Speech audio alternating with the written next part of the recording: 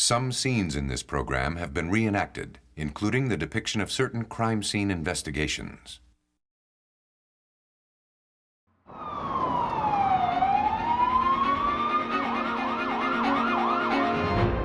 National Guardsman is shot while he sleeps. Investigators believe it's an accident at first. A newlywed almost becomes a widow as her husband lingers near death. As doctors race to save him, detectives suspect someone was trying to kill him with kindness. Investigating a businessman's murder on a country road, detectives find themselves enmeshed in a tangle of lies and few real clues. In search of answers, they hit the library. Sometimes the least likely suspects are the most likely candidates for committing murder. The so-called fairer sex has been unfairly overlooked when accusations fly. But old stereotypes are being shattered by women who kill.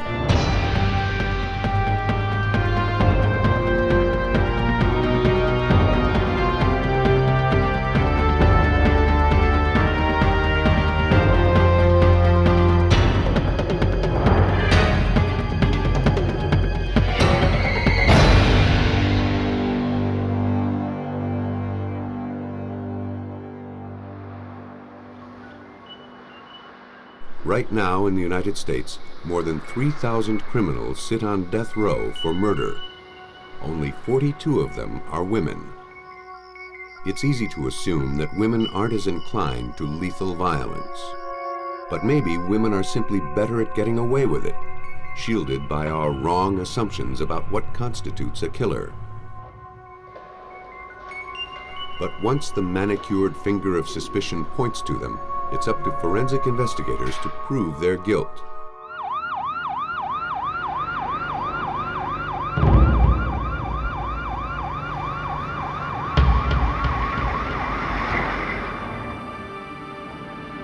Early on February 1st, 1988, paramedics in the Durham County, North Carolina Sheriff's Office were called to the home of Barbara and Russell Stagger. There had been a terrible accident.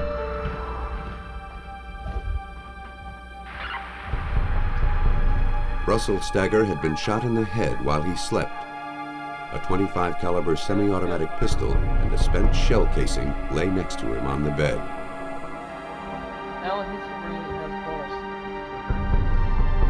Through her tears, Barbara Stagger explained what happened. Groggy with sleep, she had accidentally fumbled with a gun used for protecting their home against burglars. She had brushed the trigger. The pistol had fired.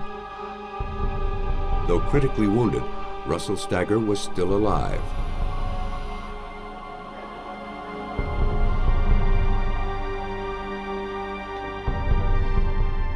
Doctors did everything they could for Stagger, but within hours, the grim prognosis was clear.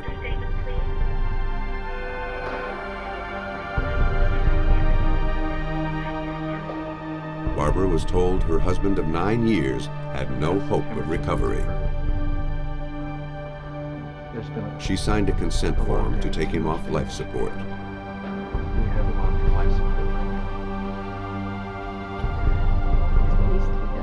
Russell Stagger died that afternoon without regaining consciousness. The whole community mourned his loss. Stagger had been well respected in Durham as the high school baseball team's head coach. Once, when the budget for bats and gloves was cut, he took a stand for the team and donated his own money to make up the shortfall. When Stagger wasn't defending his players, he was defending his country as a staff sergeant in the National Guard. Police were prepared to list his death an accident.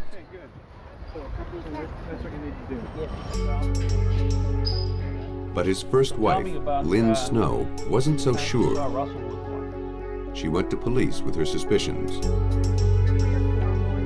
She'd remained friends with Russell, who told her that his relationship with Barbara had soured, even to the point that he feared for his safety. She urged police not to dismiss the case so quickly. According to Snow, Russell said that Barbara Stagger had a ruinous appetite for cash, clothes, and jewelry. And Russell was never sure where she was getting all her money. I didn't hardly see him with one. Tell me about To check on the first wife's story, investigators questioned other friends of the victim. He received the best training. They learned from his fellow National Guardsmen that Russell Stagger was a firearms instructor and extremely cautious around guns.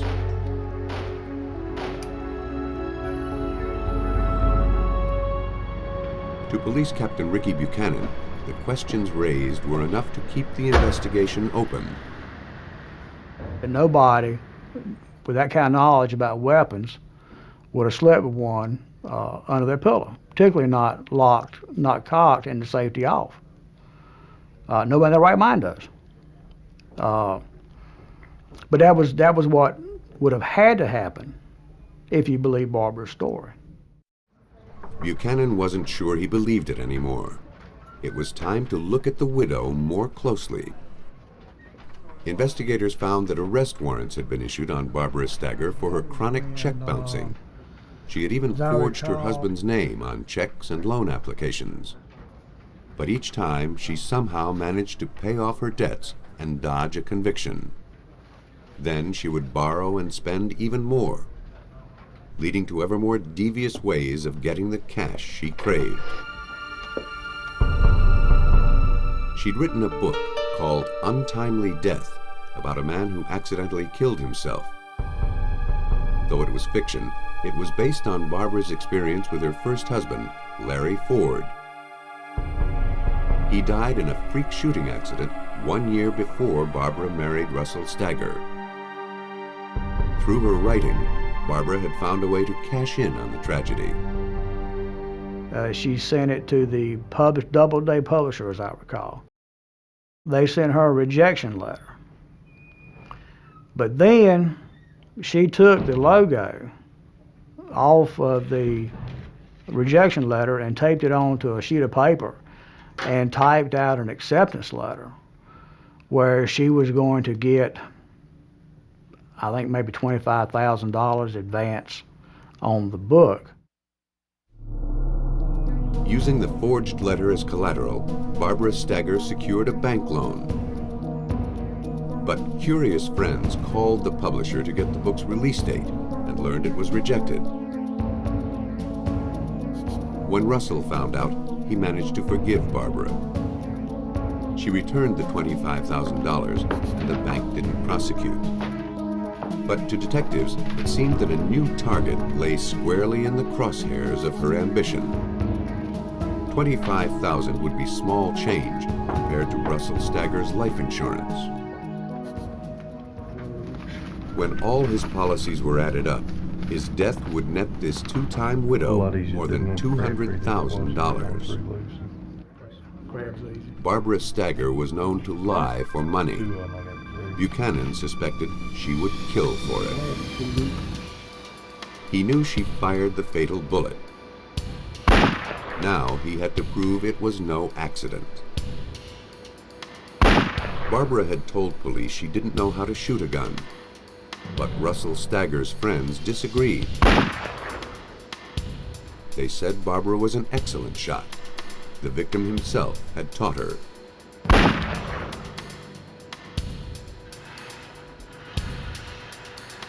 It appeared that his lessons may have been turned against him. Investigators knew that if they could find more inconsistencies in Barbara's story, they could build their case. They interviewed all the paramedics, police officers, and doctors who had heard Barbara's account of the accident. But no one had gotten the same story from her. She told paramedics she had reached for the gun when a barking dog made her think a prowler was near the house. She told someone else that her son's alarm had awakened her. 357? Yes, sir. Okay. When the gun had gone off, she'd been putting it away, lest her husband think the boy was a burglar. Twice a week. And I see him there at least. Barbara Stagger was spinning a tangle of lies even she couldn't sort out. But police had a plan to snare her in her own web. To catch a killer, investigators set an ingenious trap. To get Russell Stagger's widow to stick to a story, they asked Barbara Stagger to reenact the accident for them. Thank you very much. She was happy to oblige. Well, Mrs. Stager, When detectives asked if they could videotape the demonstration, Sure. she said yes once No problem. again. That's a big assistance. Thank you very much. She shot her husband on Monday, and she crawled back in that bed on Friday. And I really don't think a person under normal circumstances would do that if it were an accidental shooting. And she reenacted it for us. And with no emotion, no hesitation. I don't know how. This time, Barbara said that while in a sleepy haze, she had pulled out the pistol. Realized what it was, started to get up, to get it out from under there, heard the noise, shocked, couldn't figure out what it was, sort of realized what had happened, turned over. She put on her glasses and turned on the light. She cradled her husband's head in her lap, trying to revive him.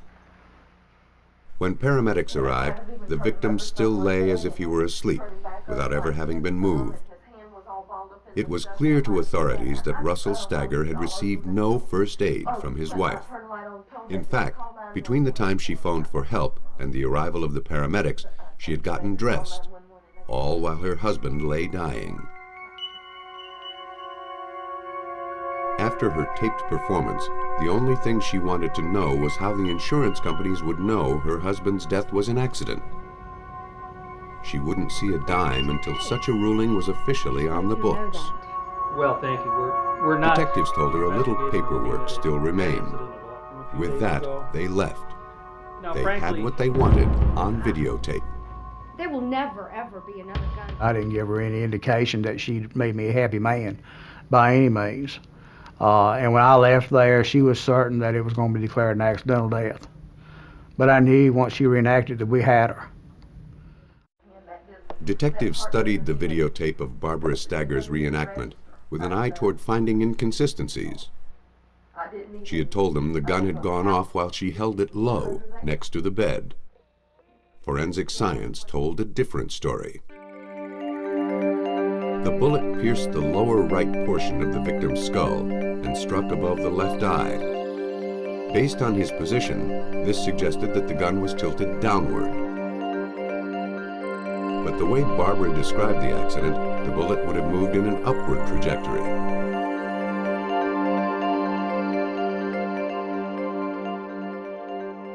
And it indicated to us that she was above and behind Russ at the time she pulled the trigger.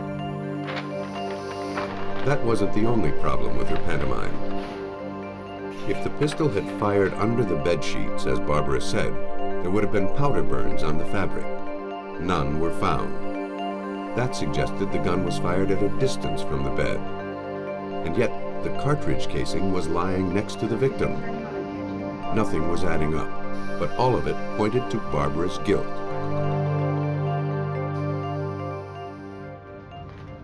How are you? Fine. It didn't stop there. Police learned that within hours of reenacting the incident, she and two family members presented the victim's will for probate.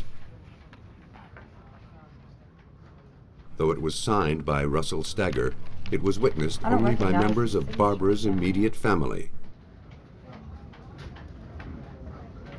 Since you are the sole proprietor. The clerk recalled that Barbara showed little emotion during the We process. estimated about $98,000.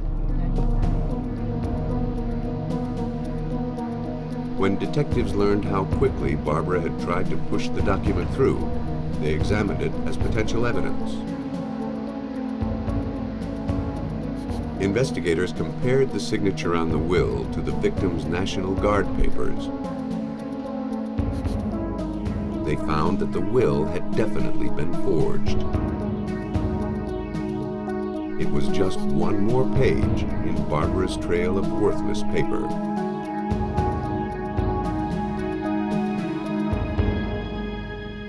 The inheritance and the insurance money may have been her motive for killing her husband, or she may have just been eager to cash in on Russell's accident.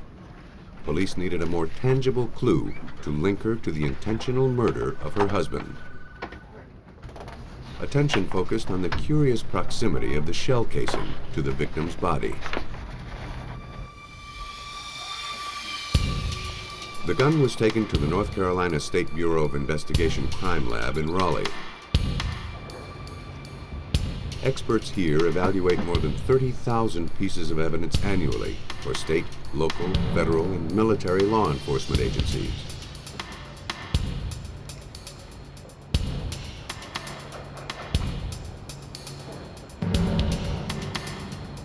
In test firing Stagger's gun, investigators found that the bullet casing ejects at least 3.5 feet from the weapon.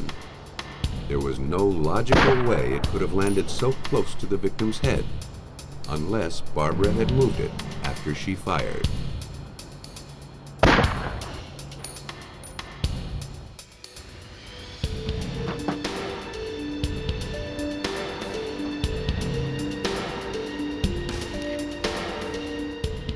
Police learned that similar questions were raised during the death investigation of her first husband 10 years earlier.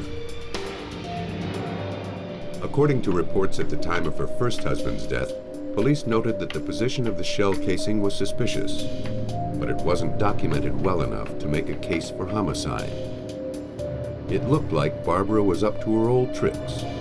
This time, she wasn't going to get away with it.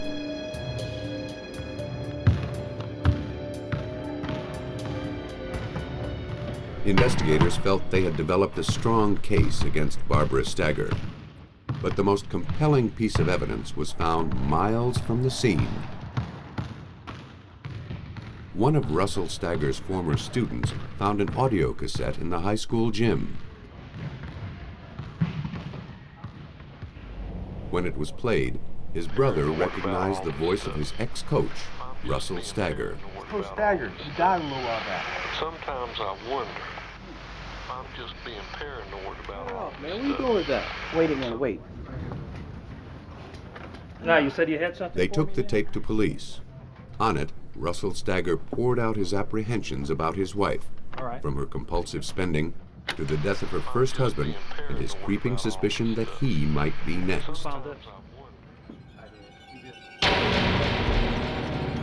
The tape, coupled with the crime lab bullet evidence, was enough to bring the case to trial. The prosecution carefully laid out the motives and the events leading to Russell Stagger's death. Barbara's financial problems had come to a head. Without a massive infusion of cash, she would face bankruptcy. One morning, when the pressure became too great, Barbara Stagger rose and took careful aim.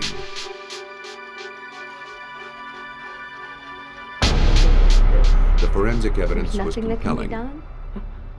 The actual bullet trajectory did not agree with Barbara Stagger's story. Neither did the spent shell's ejection path. When the district attorney played the haunting tape of Russell Stagger's suspicions, it sealed Barbara's fate. Oh, it had traumatic impact. Hearing it in court, I mean, this is the first time that I know of that a homicide victim actually had his day in court and testified from the witness stand, because it was just as if Russ himself was there. Though Barbara Stagger may have dreamed of gold, she was led away in chains of steel. Based on the forensic evidence, she was convicted of the first-degree murder of her husband and sentenced to life in prison. A shooting death leaves obvious clues behind, but killing with kindness can go undetected, sometimes for years.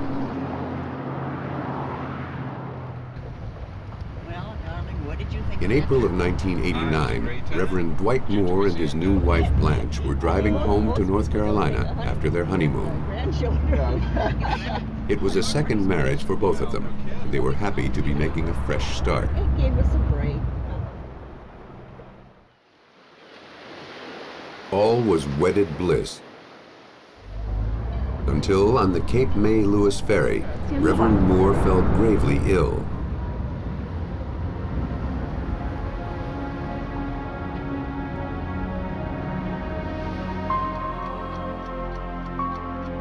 Blanche drove her husband home to Winston-Salem, determined to nurse him back to health. Hello, sweetheart. She was a fine cook and thought that some of her good food would do the trick. Oh my gosh.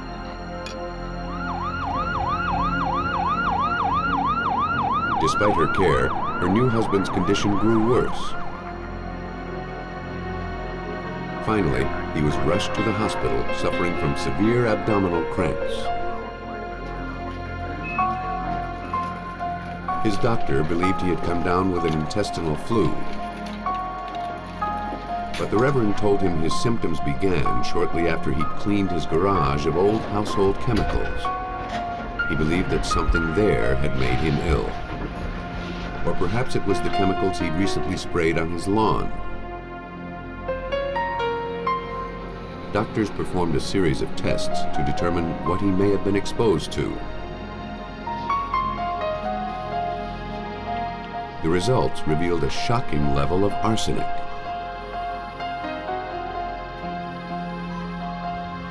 Because arsenic poisoning is uncommon, North Carolina's chief medical examiner, John Butts, was called to investigate where the toxin may have come from. He didn't believe it could have entered Reverend Moore's system from cleaning his garage.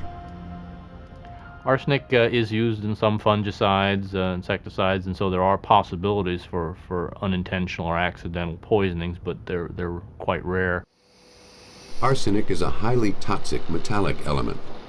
Everyone has traces of it in their body, but Reverend Moore demonstrated an almost superhuman tolerance to it. He consumed enough to kill 10 men. It would be almost impossible to accidentally ingest that much of the poison. There are certain medications that do contain arsenic. They're usually mainly in veterinary medicine against certain kinds of parasites, but there are very, very few medications, almost no medications that would be used in this country for humans that would contain arsenic. His family gathered at his bedside, not sure if the Reverend would survive one of the highest levels of arsenic poisoning on record. You told me he was fine. He was. I brought a little sample to my husband. Slowly, he regained his strength, fortified by some of his new wife's home cooking. Oh, that's wonderful. The fact that he'd survived this long suggested that he built up a tolerance through many small doses over a period of time. In other words, he may have been systematically poisoned. His ordeal wasn't over yet. Further tests showed that his arsenic levels were increasing while he lay in the hospital. Suspecting foul play, the North Carolina State Bureau of Investigation cleared Reverend Moore's room and posted a guard at the door. I'm gonna have to ask everyone to leave the room and go down to the waiting room. The patient was to eat no more food brought from outside the hospital.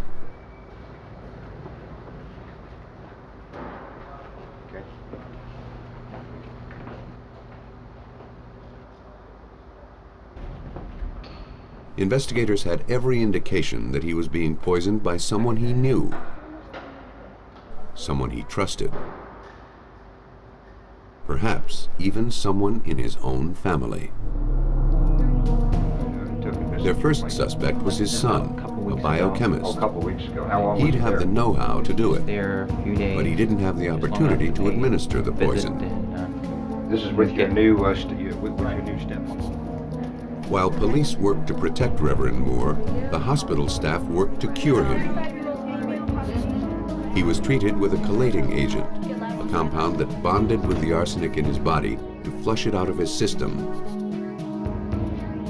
The treatment was as painful as the poison. Meantime, investigators interviewed him to determine some clue about who might have been poisoning him. As the conversation turned to his family, Moore described his courtship with Blanche. One detail caught the detective's attention. Blanche's previous boyfriend, Raymond Reed, had died of a disease with all the symptoms of a serious stomach flu. Symptoms very similar to what the Reverend was suffering from. Was there anything Investigators else about, began to delve into about that Blanche's any past. interest or I don't think anything so. suspicious? No. Oh, good morning, Blanche. How are you? She had met her former boyfriend, Raymond Reed, while working in the grocery store he managed. Last night? Didn't? No. They had been together for 15 years when Reed was diagnosed with Guillain-Barré syndrome, a debilitating nerve disease that attacks the spinal cord. It begins as numbness and can progress to paralysis and sometimes death. But another frightening aspect of Guillain-Barré is that it's the most common misdiagnosis for long-term arsenic poisoning. To test that theory, investigators requested Reed's complete medical records. While they waited, they collected a sample of Reverend Moore's hair to see how long he'd been poisoned. More if you take and close that one. Hair can be a very valuable substance for testing in cases of arsenic poisoning because as the hair grows, any arsenic that's present in the blood at that time will get deposited into the roots of the hair. How you doing? Like a modern-day Delilah, Blanche thought that by cutting her husband's hair, she'd weaken the state's case against You're her. gonna be the best looking guy in the neighborhood. But when she brought her brother to the hospital to give Reverend Moore a close trim, she was too late. Investigators had already gathered the sample they needed. When Reverend Moore's hair was tested, it was polluted with arsenic from follicle to tip, meaning he'd been fed a steady diet of the toxin. He'd had 2 large doses 7 and 8 months earlier, in November and December 1988. He'd spent time in the hospital, but the poison went undetected. The same couldn't be said for Raymond Reed. When his medical records arrived, investigators made an alarming discovery. He'd been done in by a clerical error. At one point during his hospitalization, his doctors had ordered a test for heavy metals. But the results were temporarily lost in a blizzard of paperwork. In the interim, Reed died. 3 years later, when detectives were looking into Blanche Moore's past, doctors and police finally saw those results. Raymond Reed had been poisoned. It appeared that Blanche was seasoning her dishes with more than just sugar and spice. In North Carolina, investigators suspected that Blanche Moore was a serial poisoner. According to Forsyth County District Attorney Vincent Rabel, Moore had profited from the death of her boyfriend, Raymond Reed. She got him to put her into his will during the time that he was in the hospital being poisoned. She was almost destitute financially until Mr. Reed died. Very nice family. Detectives had only their suspicions to guide them. If Blanche had really poisoned Reed, the evidence was buried with him. Now, investigators literally had to dig for what they needed to make their case. Until this happened. Okay. Yeah, this is... Though arsenic poisoning is rarely suspected, it is easy to find once you know what to look for. The element lingers in the body long after it's finished its deadly work. The SBI got permission to exhume Reed's body. Well, the major trail that arsenic leaves is that it doesn't go away. Arsenic binds to the tissues. It's a heavy, described as a heavy metal. It's an element. It's sort of the ideal thing to have to go look for because it will be there. A large, recently consumed dose of arsenic will show up in stomach x-rays. Another telltale sign can appear as discolored bands running across fingernails and toenails. Reed's body bore these marks. The most accurate way to determine the presence of arsenic in remains is to perform the Reenactment tests. In the medical examiner's office, tissue samples were taken from the body of Reed. The samples were then dissolved in acid. and a copper wire was placed in the resulting solution. If arsenic is present, it will attach to the wire, turning it black.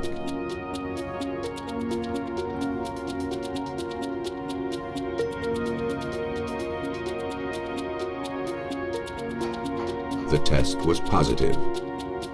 Judging from Reed's hair samples, he had been poisoned for 6 months before he died.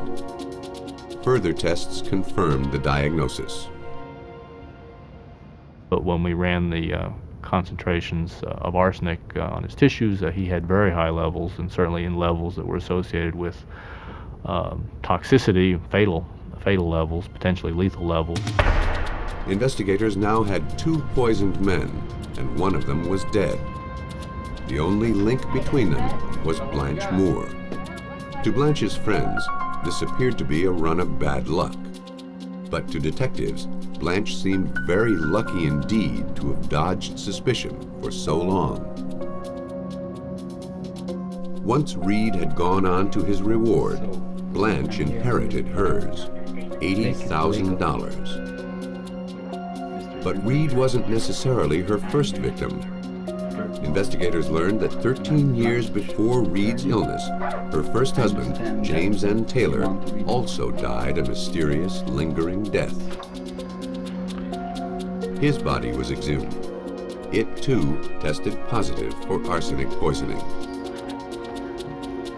The pattern was irrefutable. In Blanch's world, it appeared that the way to a man's heart and his money was through his stomach. Yes. But Blanch's current husband, Reverend Moore, was even bigger game.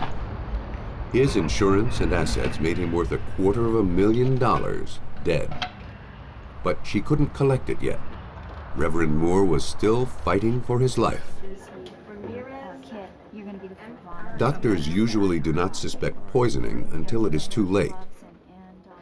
But unlike Taylor and Reed, Reverend Moore lived to count his blessings. The forensic evidence helped agents follow Blanch's well-worn trail of murder. She lured her victims to their deaths, pretending to nurture them during their moment of need. Blanch kept bringing food to Reed until she killed him. My sweetheart, I brought you your favorite dessert. Doubtless, she had planned to serve Reverend Moore the same fate. Your favorite dessert. Even though the minister's health no longer hung in the balance, the state's case against his wife certainly did. Good? They needed to prove she was a serial poisoner. That's the best thing I've had in a long. And we were very much concerned that she would weave her web of deceit and charm with the jury and convince them that she was not to blame.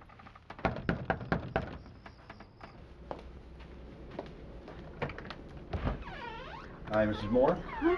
Hi, Detective. Starting with her arrest for the murders of James Taylor and Raymond Reed, she refuted all charges, claiming she was the victim of a massive conspiracy. Not me. You have the right to talk to a lawyer and have him present with you. When she took the stand, she denied bringing any food outside the hospital and accused many nurses and doctors of lying about her and accused them of falsifying medical records that were created at the time, which reported that she was feeding the patients food from home. More than 50 witnesses from several hospitals clearly remembered Blanch's facade of kindness and her culinary largesse. In truth, Blanch had been cooking like a fiend. Her own testimony cued the jury that she was lying. But it took careful forensic analysis of all the evidence to prove it. Do you want to know a little bit about Blanch the background? Moore was convicted of first-degree murder for poisoning Raymond Reed. Since you've given me all this... She was also indicted for assault with a deadly weapon upon Reverend Moore. I am a suspect. He survived the attack and was soon divorced from his murderous bride. But Blanch Moore was fated to get a dose of her own medicine. The judge sentenced her to death by her choice of poison gas or lethal injection. Because she was already on death row, she wasn't prosecuted for the death of her first husband, James Taylor.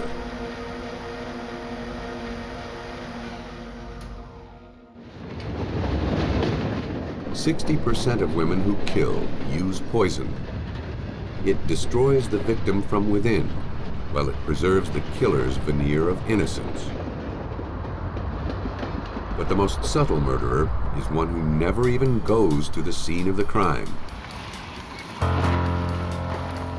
On January 21st, 1992, a difficult land and air search for a missing man near Kinston, North Carolina, came to a gruesome end. Authorities had finally found the body of Billy White, a successful life insurance salesman. He had been gunned down next to his van on a lonely dirt road. The victim's pockets were turned inside out. His wallet was empty. At first glance, robbery appeared to be the motive. State Bureau of Investigation Special Agent Ken Raper was called to the scene. He didn't have much to go on. It appeared he'd been shot twice, once in the chest and once in his lower left side. It was a shotgun. I thought at the time it was probably double-aught buck or maybe triple-aught buck. Jay, you have 2 wounds here. But there were no shell casings at the scene. What, 20 feet from the victim? Officer, can you please give The only clue left behind was a single tire track in the mud near the victim's head. It was carefully photographed from all angles for comparison in case a suspect's car was found.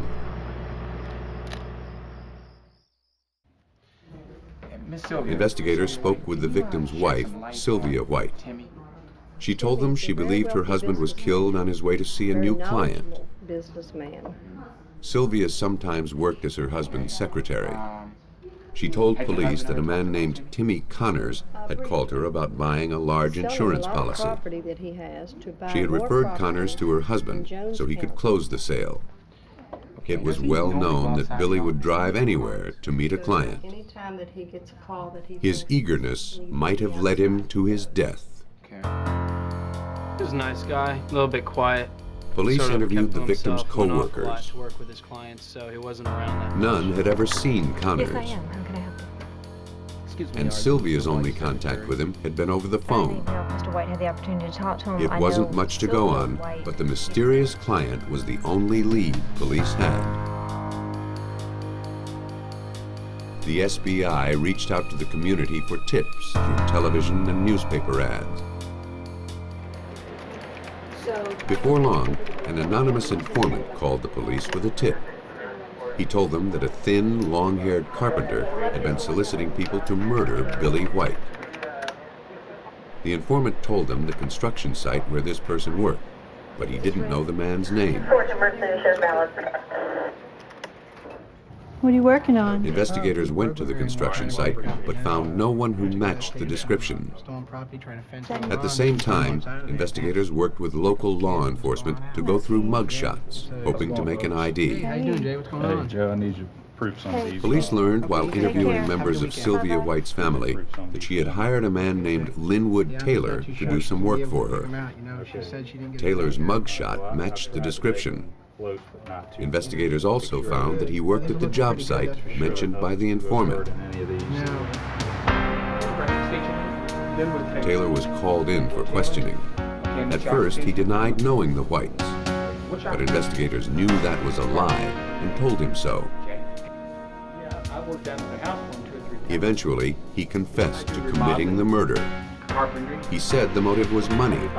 He was hired to kill Billy White. He admitted that the person who planned the whole thing was Sylvia White. SBI agent Eric Smith was present at Taylor's interview. He said he had known Sylvia White for about a year, and that during that time she had told him stories of her husband's poor treatment. He had abused her and things of that nature. Mr. Taylor said he developed a lot of sympathy for Miss Sylvia White, but at this time, when we interviewed him, he said a lot of the the stories or scenarios she had given him, he didn't believe any longer. Taylor alleged that Sylvia had offered him $20,000 and a minivan if he would kill her husband. He said he would do it, but couldn't muster the courage. Sylvia grew impatient. Then she divulged a secret to him. How was your relationship? She basically told him if he couldn't do it, she'd do it herself. That she had done it before, and she had had a stepchild that she felt wasn't right, so she put a bag over its head until it stopped breathing. The death of Sylvia's stepson 10 years earlier had been attributed to an accident. If Taylor's allegations about Sylvia were true, then the grieving widow would be unmasked as a cold-hearted killer who would stop at nothing to achieve her ends.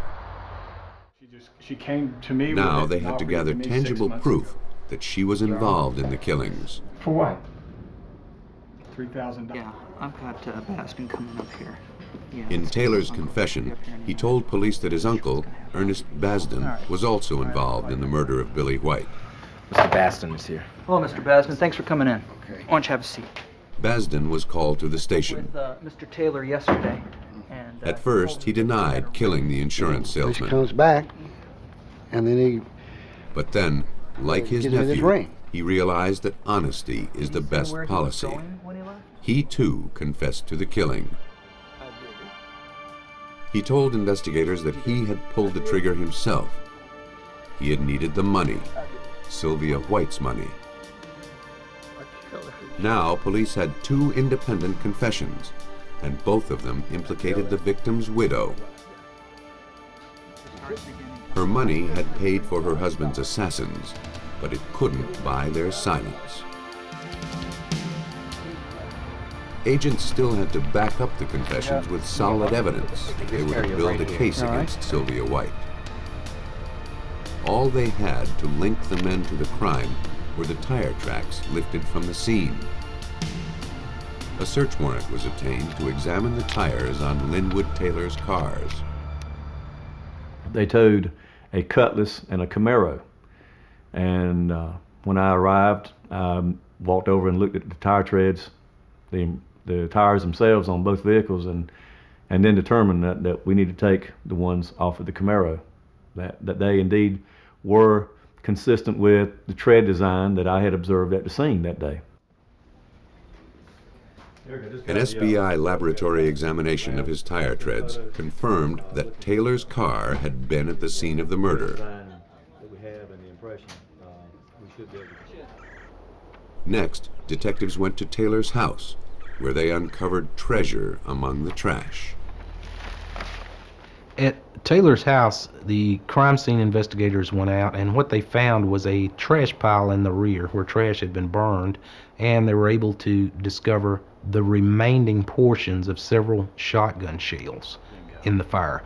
The plastic portion had been burned, destroyed, but the brass casing was still there. Presumably, these were the spent shells missing from the murder scene.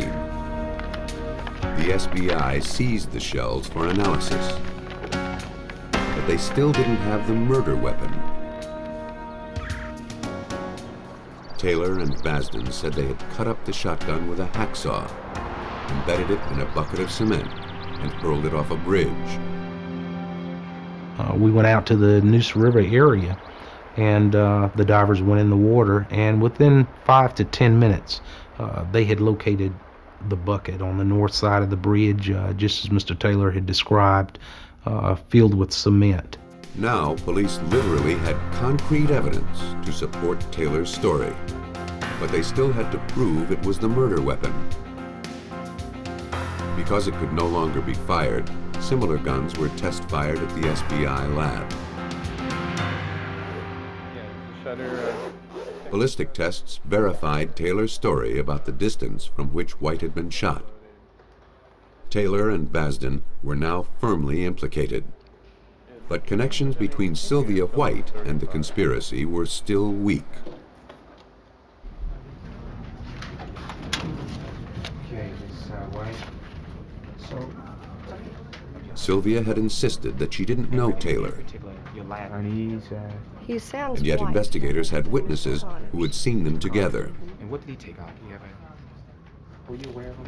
Taylor admitted receiving a partial payment of $1,500 from White several days after the murder. Detectives traced the trail of cash back to its source.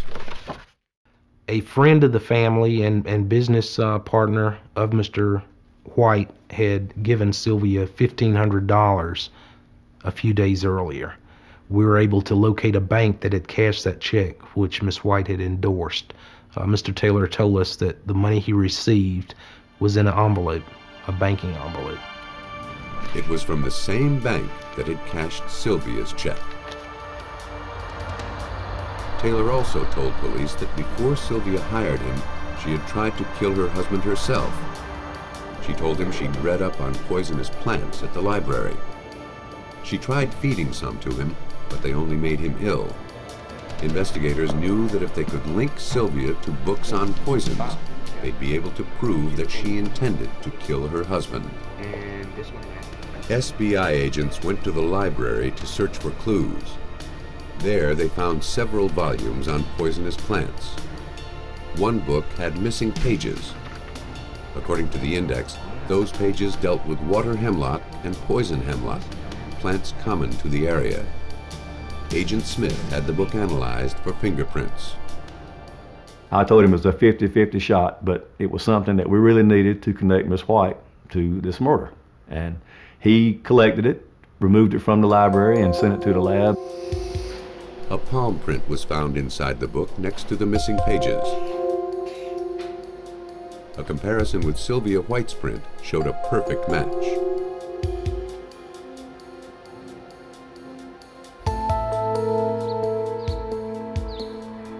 Step by step, the State Bureau of Investigation built their case against Sylvia White and her co-conspirators.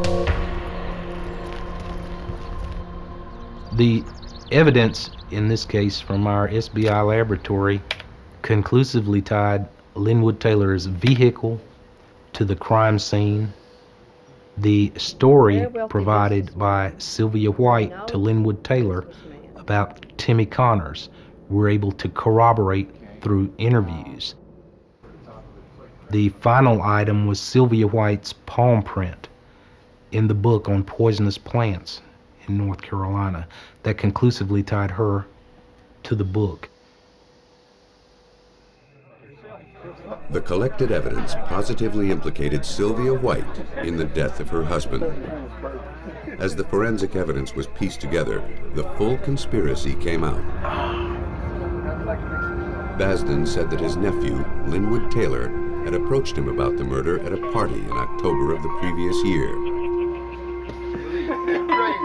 But the offer fell on deaf ears until Basden fell on hard times.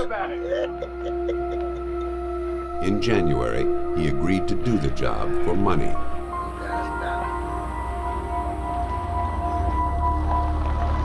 Taylor, posing as Tim Connors, had already established a phone rapport with Billy White.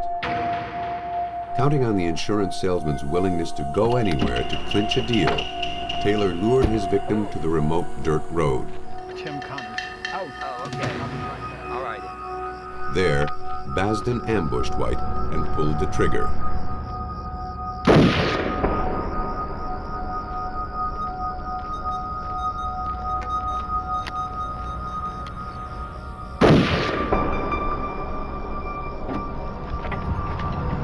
They took the salesman's cash and collected the spent shell casings.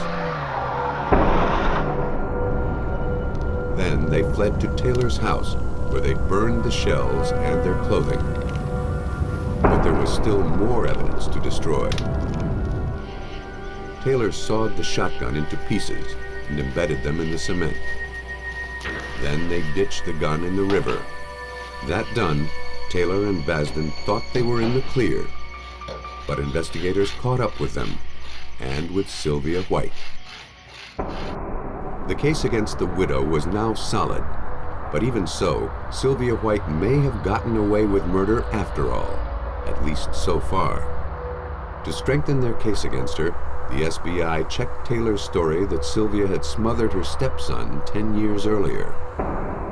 We exhumed the body and transported it to Chapel Hill, and the results of that medical examination revealed injuries to young Billy White that had been sustained prior to his death, for which there was no documented medical treatment. One of those injuries was a fracture to the skull. A plastic bag was also found in the child's windpipe. The victim was clearly murdered. Before the trial for her husband's murder commenced, Sylvia White was convicted of the murder of her stepson. She received a life sentence. But she wasn't out of the woods. With Linwood Taylor's confession and the forensic evidence that backed it up, Sylvia White had no defense. In 1993, she pleaded guilty to second-degree murder in the death of her husband and was sentenced to another life term plus 10 years. Linwood Taylor and Ernest Basden also were convicted of first-degree murder. Taylor got life. For pulling the trigger, Basden was sentenced to death. Sylvia White took a businesslike approach to killing her husband. She hired someone else to do the work for her, leaving herself one step removed. Blanch Moore and Barbara Stagger had other techniques for distancing themselves from their crimes. Blanche Taylor Moore posed as the nurturing figure as she fed poison to her victims. And Barbara Stagger killed through feigned incompetence, staging her murders to look like tragic accidents. In each case, forensics told a different story. Women may not be as outwardly violent as men, but they can be as effectively lethal. Police are just now starting to notice it. But whether a killing is stealthy or obvious, discreet or bloody, when forensic science is brought to bear on the case, the odds of bringing a female murderer to justice are equally good.